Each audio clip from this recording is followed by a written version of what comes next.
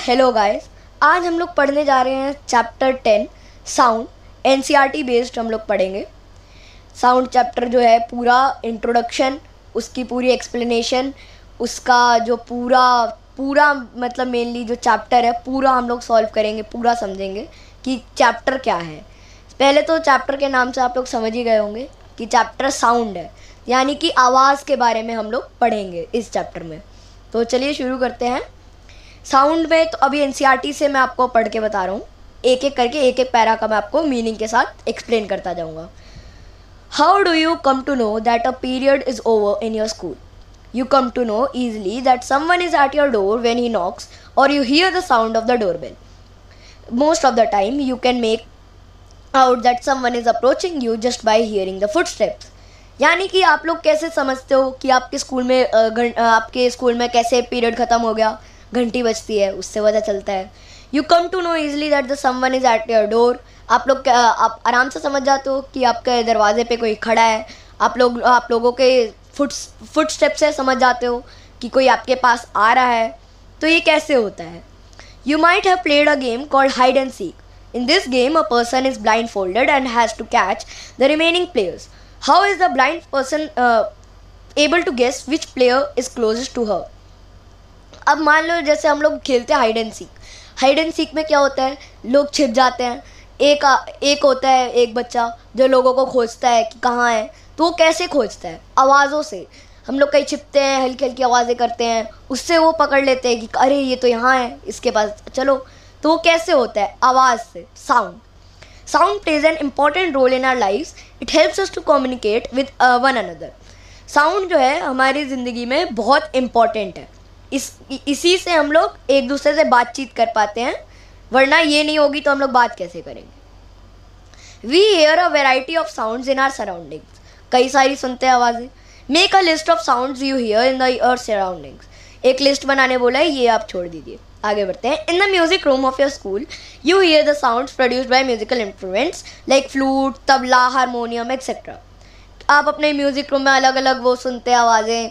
तबला होता है, गिटार होता है, फ्लूट होती है, अलग अलग चीज़ें होती हैं। How is sound produced? How does it travel from one place to another? How do we hear sound? Why are some sounds louder than others? We shall discuss such questions in this chapter. इस chapter में हम लोग sound कैसे produce होती है, एक जगह से दूसरी जगह कैसे जाती है, हम लोग उसको कैसे सुन पाते हैं, वो ज़्यादा कोई आवाज़ कभी कम होती है, कोई ज़्यादा होती है, वो सब कैसे होता है। तो चलिए, ये तो हो गया हमारा इंट्रोडक्शन। अब आगे बढ़ते हैं। Sound is produced by vibrating body. ये हमारा सबटाइटल है, ठीक है। आइए अब पढ़ते हैं। Touch the school bell when not in use. कह रहे हैं कि जो स्कूल की बेल होती है उसे एक बार टच करिए जब वो यूज़ नहीं हो रही हो. What do you feel? Again touch it when producing sound. अब जब वो बेल बज रही हो तब छूइए. तो अब क्या फील हुआ आपको? Can you feel it vibrating? अब देखिए, ये तो यहाँ पे ऐसी एक्टिविटी दी है स्कूल बेल के साथ। आप इसे घर पे भी कर सकते हैं। जैसे कोई प्लेट लीजिए, उसको प्लेट को पहले तो टच करिए, प्लेट देखेंगे, कुछ वैसा आपको फील नहीं होगा। और लेकिन अगर आप उसे हिट करें तो वो वाइब्रेट होती है, तो वो फीलिंग होती है। तो यहीं पे उस बात को कहा गया है। फिर आगे बढ़ते हैं। यहाँ पे एक एक्टिविटी दी है वही कि आप इसे कैसे परफॉर्म कर सकते हैं। और यहाँ पे एक रबर बैंड के साथ भी दिया है यही करने का, वाइब्रेशंस को फील करने का। अब आगे बढ़ेंगे यहाँ पे। As you learned in class 7th, the to and fro and back and forth motion of an object is called vibration. ये अच्छे से याद कर लीजिए, ये बहुत इंपॉर्टेंट पॉइंट है। ये आ सकता है कि what is vibration? The to and fro और back and forth motion of a object is called vibration. ये वाइब्रेशन होती है, यानी कि कोई भी एक ऑब्जेक्ट का आगे पीछे या ऐसा कोई एक मूवमेंट, जिसे आप ऑसिलेटरी मोशन के नाम से भी जानते होंगे, जो एक लाइक पेंडुलम में होता है, आगे पीछे या दाएं बाएं एक ही वो मतलब सेम वो होता है, उसे कहते हैं यहाँ पे vibration. When a tightly stretched band is plucked it vibrates and produces sound. जब आप किसी भी एक बैंड को लें जो टाइटली स्ट्रेच्ड, एकदम खींच के, और उसे बीच से ऐसे प्लग करें प्लग करना है यानी कि ऐसे हिलाएं उसे, तो वो वाइब्रेट करने लगता है। यही वो जो रबर बैंड वाली यहाँ पे एक्टिविटी दी थी वो यही है। When it stops vibrating, it does not produce any sound. जब वो वाइब्रेट करना बंद करेगा तो वो कुछ आवाज़ नहीं करेगा। ठीक है, यहाँ पे फिर एक्टिविटी दी है वो मेटल प्लेट से करने के लिए। We see that a vibrating object produces sound. कोई भी अगर वाइब्रेटिंग ऑब्जेक्ट होता है तो वो साउंड प्रोड्यूस करता है। In some cases the vibrations are easily visible to us. बहुत से केस में बहुत ईजिली हमें वाइब्रेशन दिख जाती है। जैसे अगर आप रबर बैंड ले, रबर बैंड को खींचे बीच से, तो क्या होता है, वो दिखती है ना, वो ऐसे ऐसे हो रही है, वाइब्रेट हो रही है, तो वो दिख जाता है। लेकिन अगर आप यही प्लेट से करोगे तो प्लेट पे वाइब्रेशन दिखेंगी नहीं, फील होंगी लेकिन दिखेंगी नहीं। ये होता है अंतर, डिफरेंस होता है। In some cases the vibrations are ये हो गया, but in most cases their amplitude is so small that we can not see them, however we can feel them. यही बात है कि बहुत केसेस में उनका एम्पलीट्यूड बहुत कम होता है। यहाँ पे एम्पलीट्यूड का क्या मतलब हुआ? एम्पलीट्यूड का मतलब हुआ जो उसका लेवल होता है वो कितना है। अब यहाँ पे जैसे एम्पलीट्यूड इज स्मॉल, अब देखो जैसे आप वही रबर बैंड का एग्जांपल लो, रबर बैंड में हमने उसको बहुत तेज़ी से खींचा और वो किया तो वो दिख रही है, और इसमें नहीं दिख रही है, तो यही इसका कारण होता है एम्पलीट्यूड। इसका आपको बाद में सही से डेफिनेशन मिलेगा भी। Make a list of familiar musical instrument and identify, ये तो आप छोड़ दीजिए, आगे बढ़ते हैं। ये तो आपको ये दिया हुआ है चार्ट पूरा करने के लिए।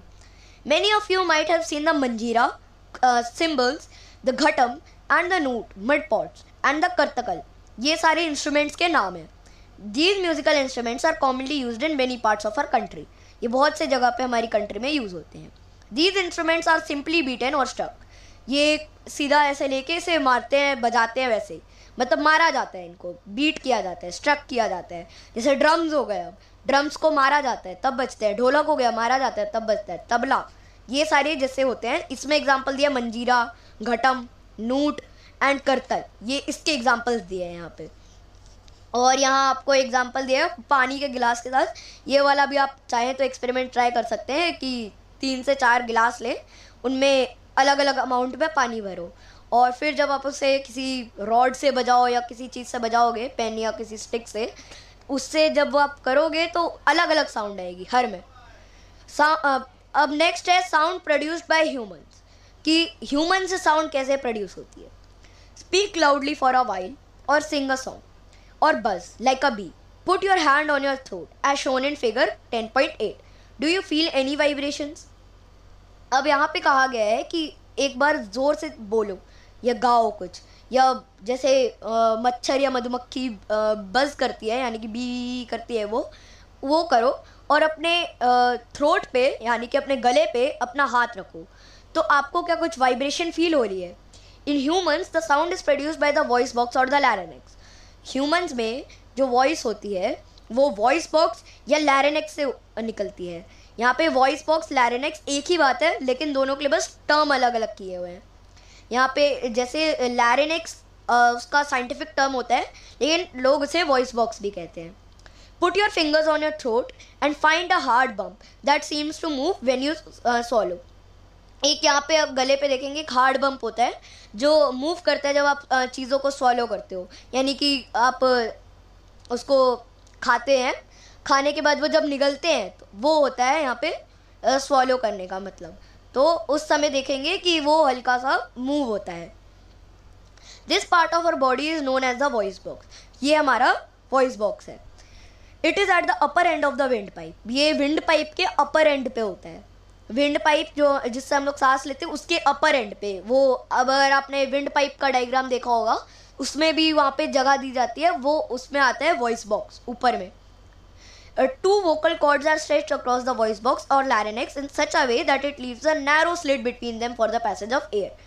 जब ये देख सकते हैं वॉइस बॉक्स है, तो वॉइस बॉक्स में क्या होता है कि 2 वोकल कॉर्ड्स होती हैं, 2 जैसे रबर बैंड होता है वैसी 2 वोकल कॉर्ड्स होती हैं जो स्ट्रेच होती हैं वॉइस बॉक्स के पूरे अक्रॉस में।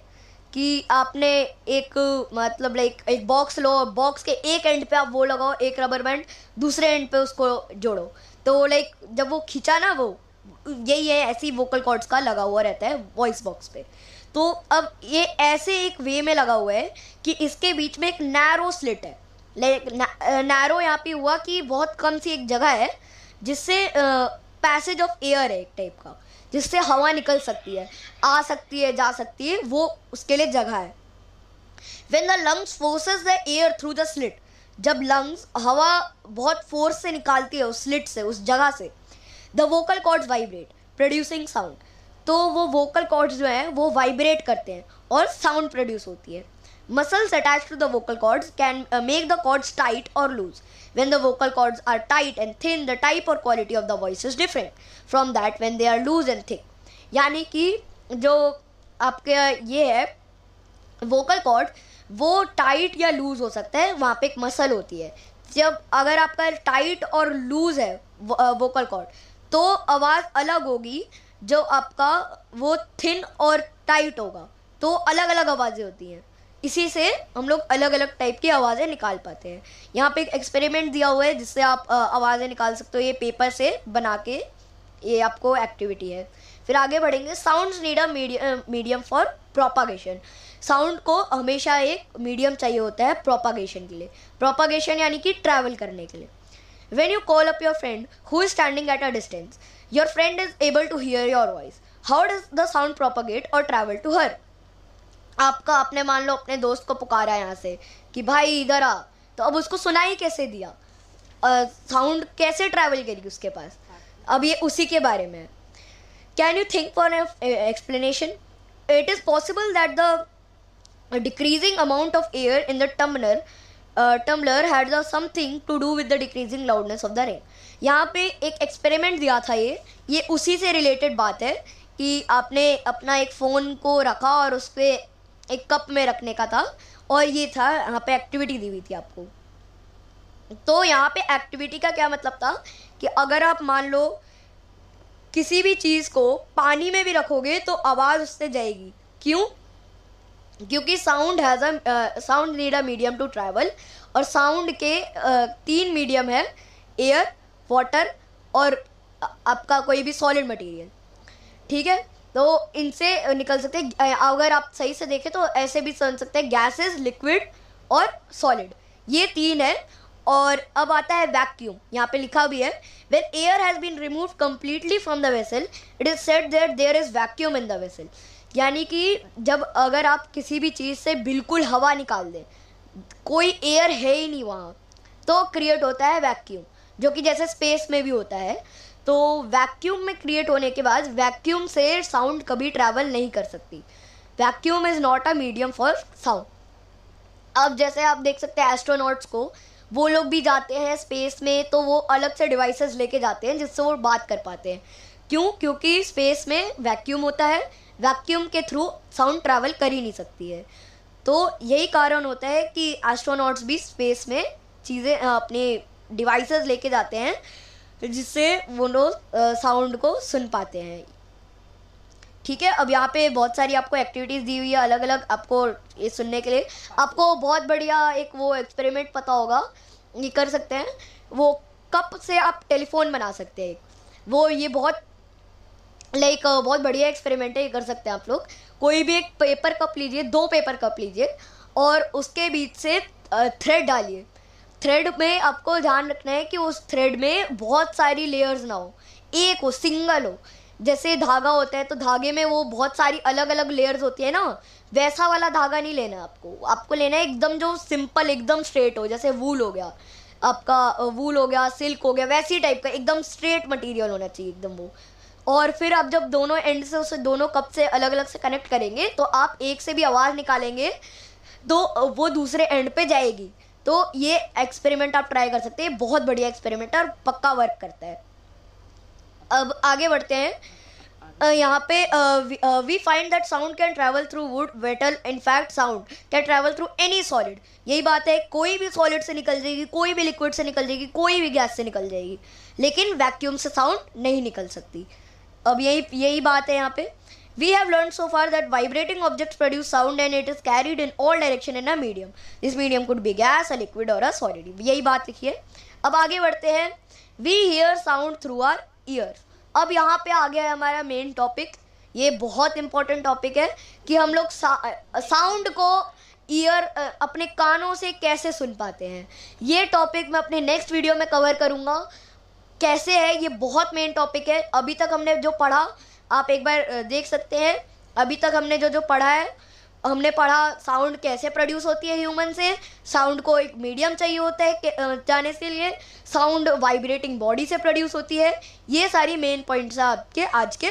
और आप इसकी डेफिनेशन वाइब्रेशन की याद करिए, आप अलग अलग म्यूज़िकल इंस्ट्रूमेंट्स के नाम याद करिए जिनसे आप वॉइस निकलती है, और पूरा जो ये साउंड कैसे प्रोड्यूस होता है, ये पूरा जो एक्सप्लेन है उसको आप अच्छे से याद करिए। और ये क्योंकि बहुत इम्पोर्टेंट टॉपिक है ये भी, कि मेनली इस चैप्टर में साउंड ह्यूमंस के द्वारा कैसे सुनी जाती है और कैसे बोली जाती है, ये बहुत इंपॉर्टेंट टॉपिक है इस पूरे चैप्टर का। तो ये आपको आना चाहिए, एग्ज़ाम में पक्का आता है। अब पहले तो ये हो गया साउंड प्रोड्यूस्ड बाय ह्यूमंस, ये आपको पूरा आना चाहिए कि कौन सा होता है वॉइस बॉक्स, लैरिंक्स, सबके बारे में अच्छे से पता होना चाहिए, ठीक है।